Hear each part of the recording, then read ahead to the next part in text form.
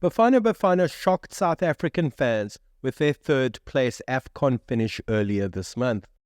This week we look back at the history of Bafana, unpack AFCON 2024, and look forward to the World Cup qualifiers for the 2026 World Cup. Welcome to the Luke Alfred Show. I have 30 years of experience on the front lines of sports journalism, covering some of the biggest games in cricket, rugby, the FIFA World Cup, and even the Olympic Games. Come and join me as we learn about some of the greatest sports stories you've never heard. I'm Luke Alfred, and welcome to the show. I don't think that I'm saying anything controversial in admitting that, like a good friend from university, Bafana Bafana and I have lost touch over the last 10 or 12 years. It hasn't been an active thing on my part. I haven't turned my back on Bafana, at least I don't think I have. Rather, it's been a passive withdrawal into other things. Keeping in touch requires effort. When occasionally we did get together, I realized we were running out of things to say. The failure to take a goal when it presented itself did become a conversational sticking point, I'll admit. The silences after all those, quote, failures to qualify, all those draws and defeats, all those coaches nobody but the diehards seemed to know anything about, were getting longer and more uncomfortable. And they were getting longer and more uncomfortable for both of us. When all is said and done, what really can you say about a loss to Rwanda? Tough luck? Maybe next time? Learn from your mistakes? Is a loss to Rwanda like a loss in the family? Should you treat it in the same way? Do you bake a lasagna and pull some frozen ciabatta out of the freezer, drive round, mumble your condolences, and get the hell out of there as soon as it's polite to do so? Truth to tell, I can't even pinpoint an exact date when we lost touch. There was drift, certainly, which in the manner of these things continued in its inexorable way without either party paying too much attention. Finally, Bafana and I lost each other so completely that we realized that we drifted completely apart. I've realized in losing touch that I can be as fickle and time-harried and digitally swamped by cute animal videos as the next guy. So yes, Bafana's underperforming ways, often in places I struggle to find on a map. Khartoum, certainly, but Bujumbura in Burundi, really, have finally encouraged me to begin my long walk. It hasn't been my long walk to freedom exactly, it's just been a long walk to other things. Now that I come to think of it, I should report that Bafana's underperforming ways in places I can find on a map probably influenced my withdrawal to an even greater degree. I know where Soccer City is. I'm a fellow who knows his Moses Mabhida Stadium. I can find Polokwane on the map. I've even visited Polokwane, voluntarily taking in its rich and varied splendors. This means that a dull home draw against sundry undistinguished opponents in Polokwane probably did more to influence my withdrawal than any away loss in a place I can't find on the map. This is scandalously unpatriotic, I know, a kind of moral offsides that is sure to have the legions of haters out there taking to social media to spread their bile. But one of the benefits of late middle-age, and there aren't that many, I can tell you, other than perhaps the fleeting wisdom that manifests itself in knowing when to keep your mouth shut, is that you can finally admit to things that were once inadmissible and not feel guilty about it. Even better, you can be comfortable with that admission, which kind of adds an extra layer of pleasure to the admission in the first place. You can say, for example, that you like Dire Straits and think that their album Making Movies is one of undervalued musical accomplishment and lyrical thoughtfulness.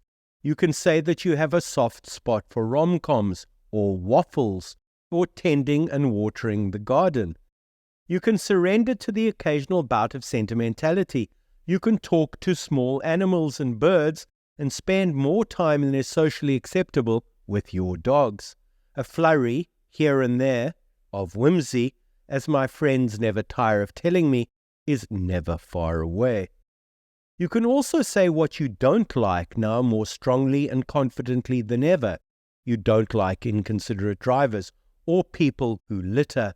You particularly don't like Tom Cruise movies because Tom is a borderline psychotic let loose upon the world with a disturbingly crazy glint in his eye.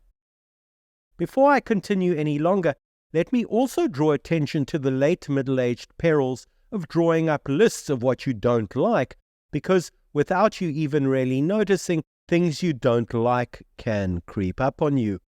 Life can become a vessel for things you don't like, and your list can grow and grow. Before long, the list is a long one. Long lists like this one eventually lead to one inescapable conclusion. Your long lists of dislikes probably means that you don't like you. Your partner doesn't like you. You have suddenly become a misanthrope. When this happens, you have a problem. Aside from making like and dislike lists, another upside, what a horrible word upside is, I only used it to draw attention to the word's compelling foulness, of late middle age is a softening of obligation. This might go hand in hand with a general flabbiness, but suddenly it's easier to say no than it once was, and shout me down, please, I've quietly, almost inaudibly, said no to Bafana. Let me point out here that it wasn't always thus. Once upon a time I said yes to Bafana with the fulsome, goofy innocence of a 30-something. It wasn't difficult to say yes. They were successful, and when they weren't successful, they played well enough to promise that they would be successful at some not-too-distant point in the future. Fandom is nothing but spending time on the abacus, with possibility on one side, probability on the other. As you do the math and add the baubles, all you really want to know is that things are adding up. It doesn't have to be adding up quickly, but things must be moving from left to right.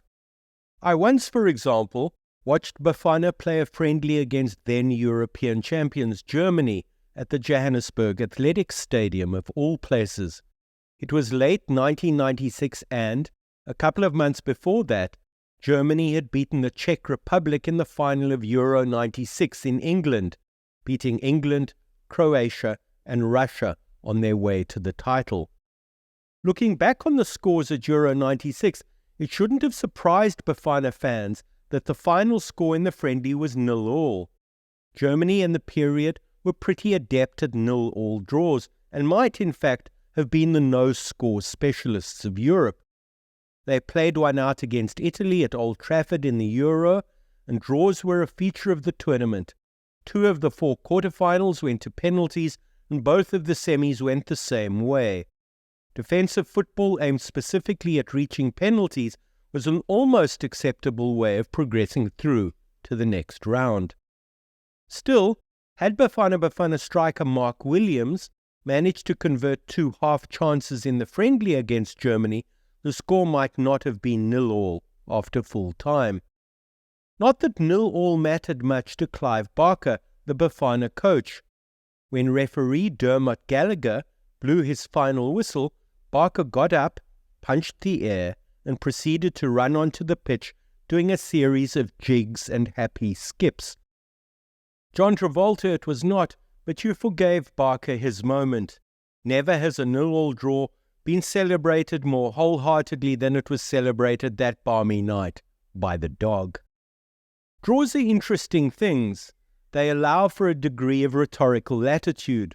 Barker, shrewd man that he was never going to argue that Bafana deserved to lose. He was coach of the Continental Champions after all, and his team had places to go, as did he. So, predictably, Barker chose to give the impression that he understood this one as a Bafana win. I've been back to my 1996 scrapbooks, and in the match report I did after the Friday night game, he said, quote, "I thought they were a bit flat at the back, and I thought they were a bit pedestrian as well." Clive was going to wring all the rhetorical mileage he could out of the draw, perhaps also taking advantage of the fact that because Germany's coach, Bertie Vogts, was talking through an interpreter, some of Barker's more iffy statements fell on literally deaf ears. And just in case you're wondering if Germany, in their post-Euro fatigue, sent an understrength team to South Africa, let me assure you that they didn't. They were captained by Jürgen Klinsmann, who played 108 times for his country, scoring 47 international goals. One of the sideshows of the match, I remember, was a running battle, often with studs high, between Andy Moller and Linda Mercedes-Benz Buthelezi around the centre circle. An early exchange of recipes for glühwein over the festive season, it was not. But looking back, it was a forewarning that Bafana didn't score against Germany, because scoring goals was to haunt them on and off like a bewitched 6-yard area for the next 30 or so years. It even haunted them to some degree, the 4-0 win against Namibia accepted, through the 2024 Africa Cup of Nations in the Ivory Coast, although they seemed to find a way to scrape through against Cape Verde and the Democratic Republic of Congo when it mattered most. Forgive me while I interrupt the sports story to tell you about the Luke Alfred Show Patreon. As you may know, being a writer is not the most lucrative career choice. Please consider making a small donation to keep the show going at patreon.com/The Luke Alfred Show. But for now, let's get back to the story. Seem to find a way is the operative phrase. Many Bafana teams have been courageous.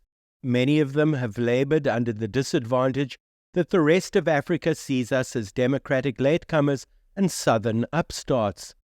There is some jealousy around, a jealousy sharpened by the fact that Barker's team appeared to simply rock up at the 1996 AFCON and skip off with the title after whipping it out from under the disbelieving noses of Ghana, Egypt, and the Ivory Coast.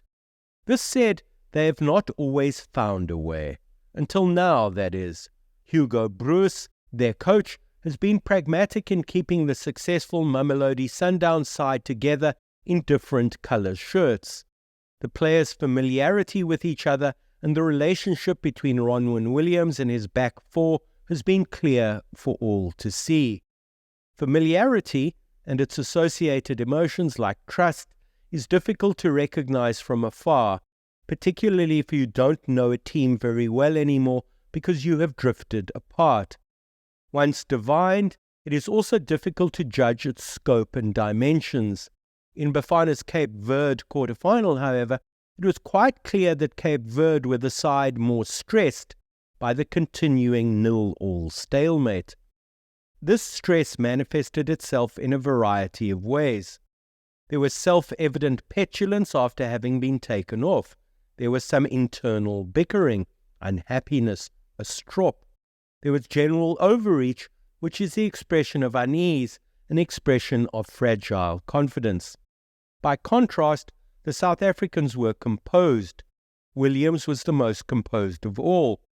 He only had to guess which way to dive, and he dived correctly. He seemed to temporarily mislay his ability to dive correctly in the semi-final against Nigeria, often diving when the ball was kicked straight at him, but by the time of the third-placed playoff against the DRC, he had recovered his mind-reading capacity. Where he dived, the ball went.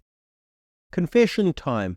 I watched Bafana's opening game of AFCON against Mali with a kind of I'm prepared for the worst obligation.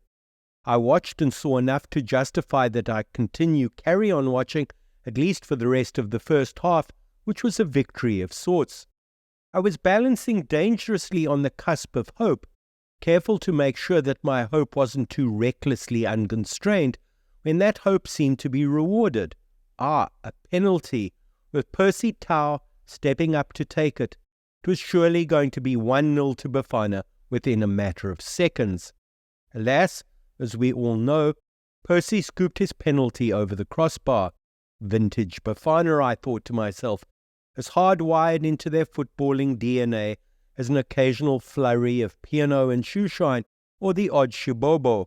I hung on until half-time and crept off to bed. When I woke the following morning and looked for the score, there was an unassailable logic, or so I felt, in Bafana losing 2-0. I now felt the welling of a strong retroactive justification for my long withdrawal. This is why we had drifted apart.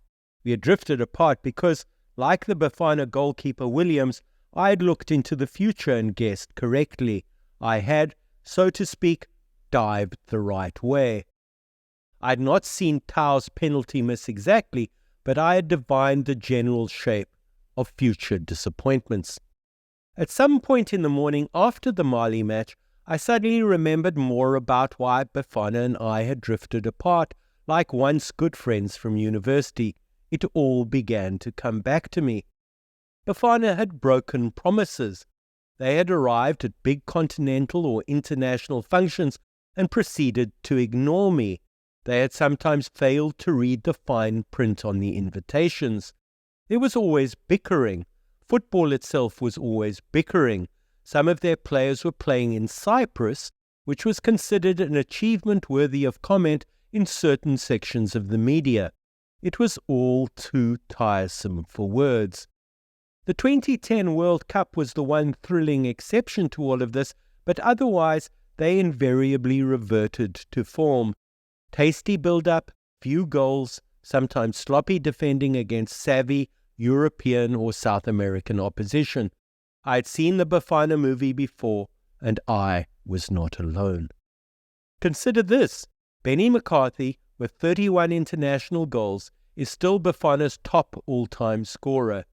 He scored the last of these goals in a 2-1 friendly victory over Ghana at the Free State Stadium in October 2008. That's nearly 16 years ago.